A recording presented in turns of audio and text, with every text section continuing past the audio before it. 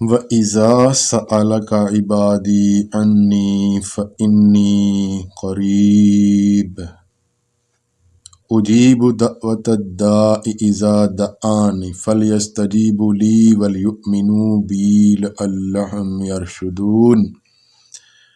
سورہ بقرہ کی یہ آیت ہے جس میں اللہ رب العزت دعا کے بارے میں اپنے بندوں کو بتا رہے ہیں، اور یہاں اس کا ترجمہ مفہوم کہ اللہ پاک حضور پاک صلی اللہ علیہ وسلم سے مخاطب ہیں۔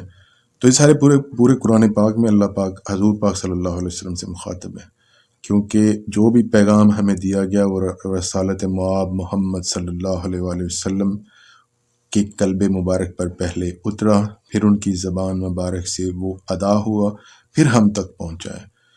تو اشہد اللہ الہ الا اللہ واشہد ان محمد عبدہ ورسولہ، یہ ایمان کمپلیٹ یہیں پر ہوتا ہے۔ تو یہاں پر میں یہ بات کر رہا تھا کہ اللہ پاک یہاں پر یہ فرما رہے ہیں کہ اے پیغمبر محمد صلی اللہ علیہ وآلہ وسلم، جب میرے بندے میرے بارے میں پوچھیں تو آپ ان سے کہہ دیجئے کہ میں ان کے انتہائی قریب ہوں، اتنا قریب کہ کوئی اور ان کے اتنا قریب نہیں ہے، اور وہ خود بھی اپنے اتنے قریب نہیں ہیں جتنا اللہ بندے کے قریب ہے۔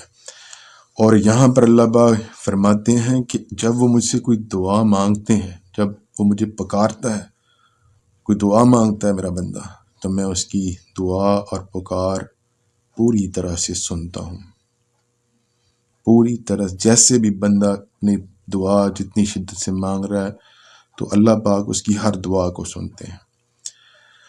تو یہاں پر اللہ پاک اسے پوری بھی کرنے کا بتا رہے ہیں۔ تو یہاں پر ایک چیز جو ہمیں اس کے ساتھ تلقین کی جا رہی ہے کہ دعا مانگیں اللہ سے، اور اللہ جو آپ کے بہت قریب ہے، اللہ ہر چیز پر قادر ہے، اللہ ہر دعا آپ کی پوری کر سکتا ہے۔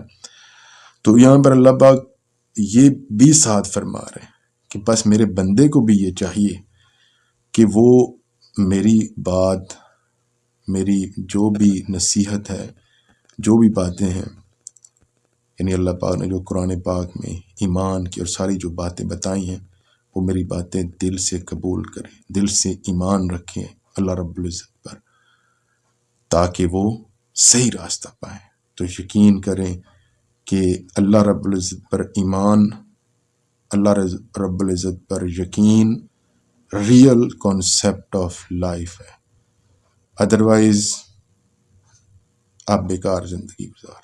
یعدہم ویمنیہم وما یعدہم الشیطان الا غرورا۔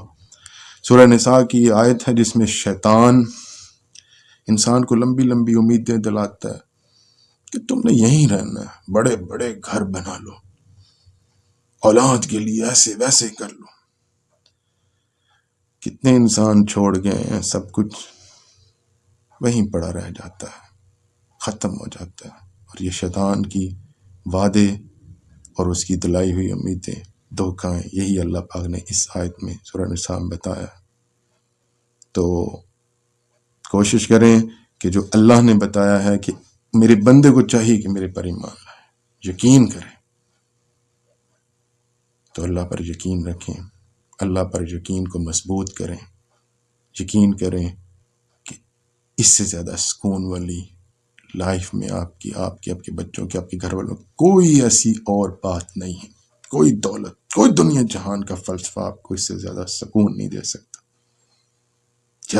جسٹ بلیو اللہ پر۔ پھر اللہ جس نے آسمان و زمین سب کچھ بنایا، آپ کو بنایا، آپ کے اندر سارا سسٹم بنایا، تو پھر جب وہ آپ کا دوست ہوگا تو آپ کو کوئی غم اور کوئی فکر نہیں ہوگا۔